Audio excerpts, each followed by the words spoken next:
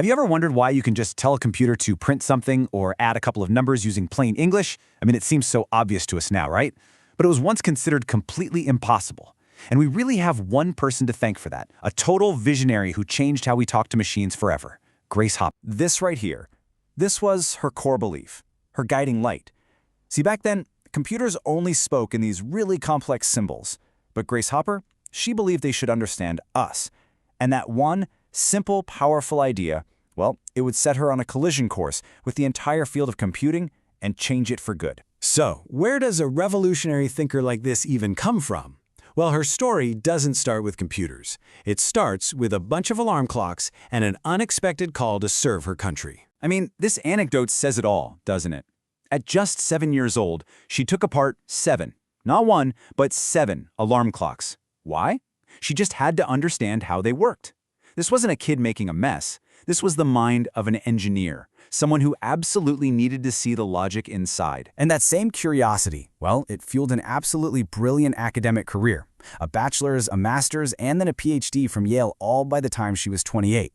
But then World War II happened, and this math professor felt a different kind of call to duty and decided to join the U.S. Navy. But here's the thing. The Navy actually rejected her at first. Can you believe it? At 37, they said she was too old.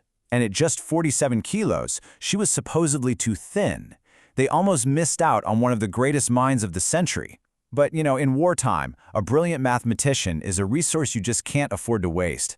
So they made an exception, and she was assigned to a top-secret project at Harvard. Okay, so this is where her real adventure kicks off. Her assignment drops her right into a new frontier, face-to-face with one of the world's very first computers, a monster of a machine that took up an entire room. Now, most people would have been totally intimidated, but not Hopper. She was just fascinated.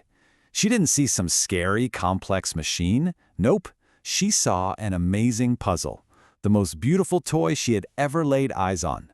And with an attitude like that, you can bet she became essential to the team pretty quickly. And this leads us to one of my favorite stories in all of computer history. So, one day in 1947, the Mark II computer just stopped. The team eventually tracked the problem down to a specific part, relay number 70. And when they opened it up, they found the culprit. It was a literal bug. A dead moth had gotten stuck in the contacts, causing the whole thing to fail. So what did they do? They carefully pulled it out, taped it right into their logbook, and wrote down the now famous line, "First actual case of bug being found." And yeah, that's where we get the term debugging our computers. Amazing. So after the war, Hopper goes into the commercial world. And this is where she runs into the biggest obstacle of her entire career. How to make these super powerful machines useful for regular businesses, not just for a handful of elite mathematicians. See, at the time, programming was this cryptic language of symbols that basically only a few specialists on the planet could understand. But Hopper saw something completely different. She asked a really simple, almost profound question. Why can't we just tell the computer what to do, in English? All the experts told her she was crazy. They insisted computers don't understand English. It's impossible. But Hopper's logic was just rock solid. Her argument was, look, it's just easier for people to use English words than all these weird symbols. Her goal wasn't to impress the experts, it was to empower everybody else. So to make this vision happen, she knew she had to invent the tool for the job. And she called it a compiler.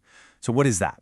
It's basically a translator. It takes human-friendly instructions, like our English commands, and it translates them into the raw machine code that the computer's hardware can actually understand. It was the missing link, the bridge between human thought and machine logic. Now, this didn't happen overnight. Her invention evolved across an entire decade. It all started in '52 with the first prototype, the A0. Then, through the mid-'50s, she and her team kept making it better, which led to a breakthrough language called FLOW-MATIC. And then, by 1959, the ideas from FLOW-MATIC were used to create COBOL, a business language that, and you're not going to believe this, is still being used to run major banking and government systems today. So you see, Hopper's compiler wasn't just some tech achievement. It was a philosophical one. It basically democratized computing for everyone. And believe me, her life of service and innovation was nowhere near finished. Get this. When Grace Hopper finally retired from the Navy for good, she was 79 years old. 79, the oldest active duty officer, an admiral, and just a living legend of service. So how did she keep that innovative fire going for so long? Well, maybe the secret lies with this little detail. In her office, she had a clock that ran backwards. It was her own personal, constant reminder to always question assumptions, to always ask, why not? I mean, whoever decided that a clock could only run in one direction anyway? Her legacy today is just massive. People affectionately call her Grandma COBOL. There's a huge annual conference for women in tech named after her, and even today's biggest tech companies still honor her. I mean, NVIDIA named its next-generation AI superchip the Grace Hopper. Her influence is absolutely everywhere. Grace Hopper's entire life was basically one big question. Why does it have to be done this way? That backward clock wasn't just some funny gimmick. It was a challenge to every single assumption we make. And it leaves us with one last question to think about. What are the clocks in our own world, the things we just assumed can only run one way? And what could you achieve if you just dared to wind them differently?